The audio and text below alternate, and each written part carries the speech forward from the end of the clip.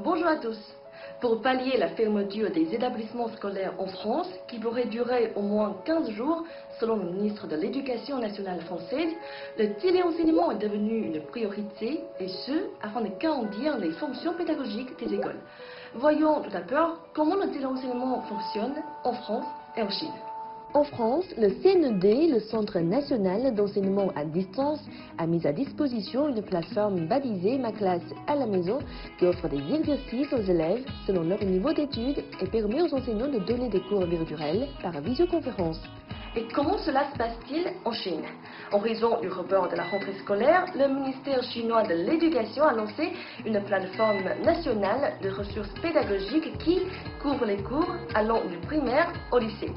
Les élèves peuvent aussi contacter leurs enseignants via des logiciels de téléconférence tels que TikTok, Lac et Tencent Meeting, développés respectivement par les géants technologiques chinois Alibaba, ByteDance et Tencent. Le téléenseignement diffère toutefois par divers aspects des cours en classe.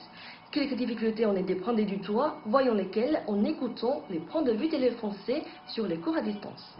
Moi, perso, je suis en PFE, donc pour l'instant, ça ne pourra pas se faire de toute façon. On a des ordinateurs, mais moi je pense à ceux qui n'ont pas d'ordinateur, parce qu'ils n'ont pas le budget, et du coup ils ont besoin de l'école. Je ne pas que ça peut marcher, mais pour l'école d'architecture, il faut que la possibilité, tu dois dessiner avec les profs. Pour les CM, ça va, mais c'est vrai que pour les gens de projet, c'est autre chose. Dans certaines écoles, il y a des étudiants qui sont un peu plus démunis, qui n'ont pas forcément l'accès à l'informatique, tout ça. Et eux, du coup, on les prive d'enseignement. Les difficultés liées aux cours à distance sont également constatées par les enseignants chinois.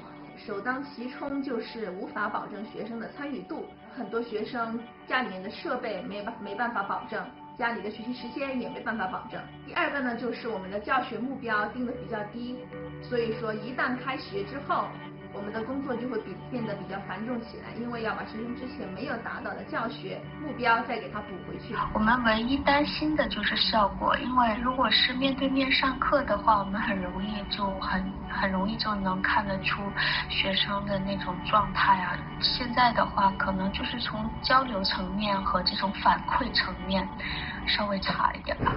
Limite des débits, mauvaise connexion Internet, autonomie insuffisante des élèves, interaction non garantie.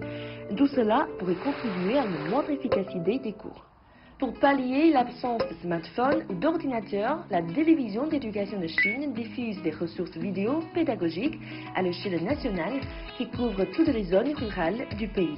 Mais pour les élèves qui ne disposent même pas de télé chez eux, des solutions restent encore à trouver. Le téléenseignement n'est pas une solution miracle.